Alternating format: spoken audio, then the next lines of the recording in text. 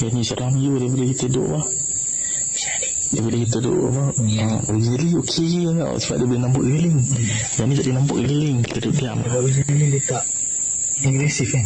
Ketemu orang nampak dia. So kita dengar. Yang nampak orang ke. Lagi satu, benda ni kita dah tengok dengan mata kasar kita. Kita macam tengok lah. So bila kita dah dalam kemah, so dia boleh tengok kita. So benda tu masuk kita betul. Dia bunyi tanda yang kita cek.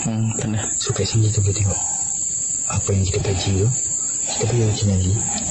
Tapi dia tak main ke kan. Tak main. Dia kata macam tu je. Kita tak mendengar. Tapi kita sekarang nampak orang. Takkan kita ajak.